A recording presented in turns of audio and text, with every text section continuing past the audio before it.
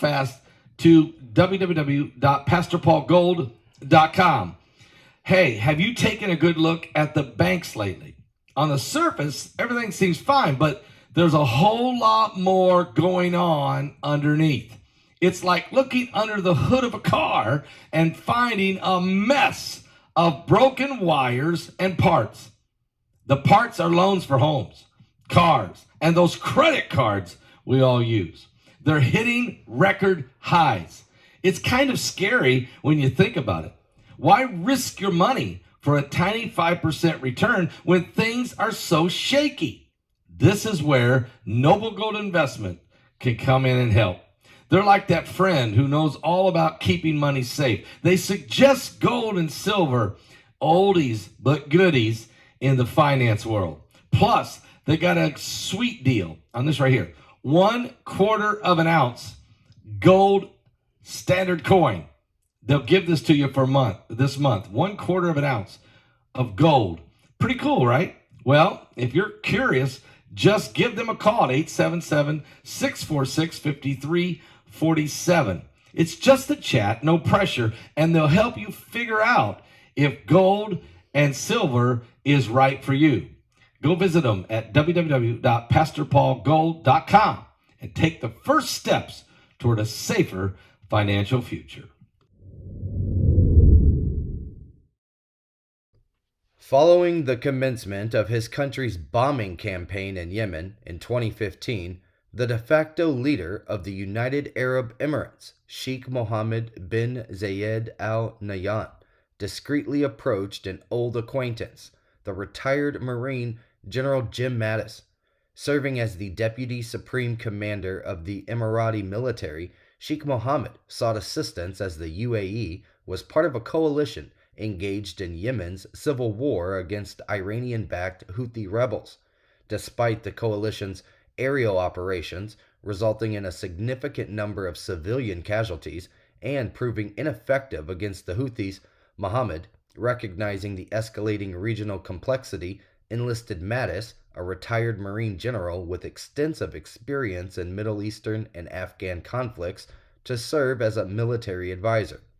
Adhering to federal regulations, Mattis submitted an application in June of 2015, seeking approval from the Marines and the State Department to provide counsel to Mohammed and the United Arab Emirates, the Washington Post is reporting.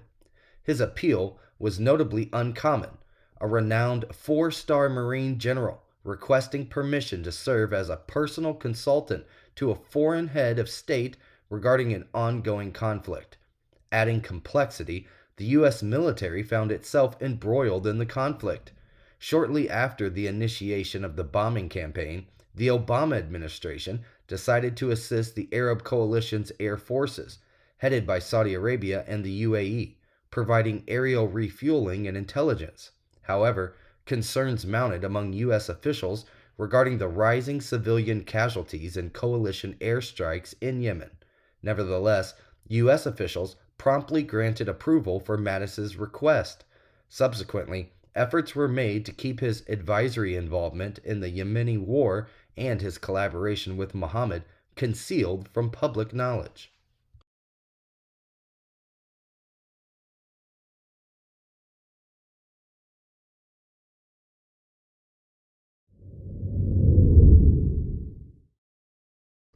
Following a tense situation and a standoff at a Bank of America in South Fort Myers on Tuesday afternoon, one man is deceased and 2 hostages have been safely freed.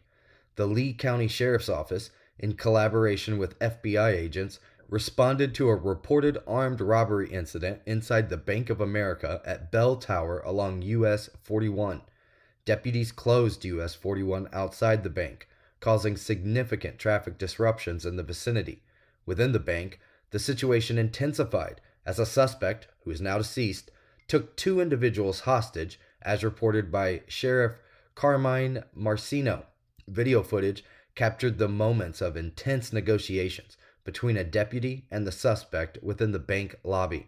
A witness inside the bank recounted a young man leaping over the counter, claiming to possess a bomb, NBC2 reported.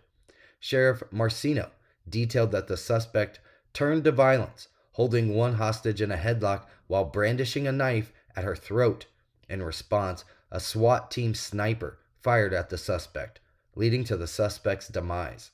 The Lee County Sheriff's Office confirmed that the deputy sniper involved in the incident has been placed on administrative leave, following standard protocol in such situations.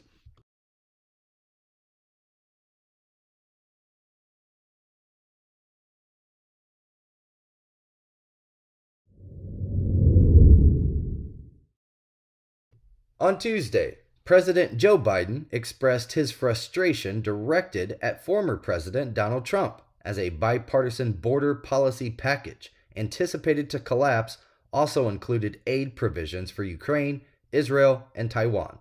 Addressing the issue from the White House, President Biden commended the bipartisan group of senators responsible for crafting the agreement on the $118 billion bill.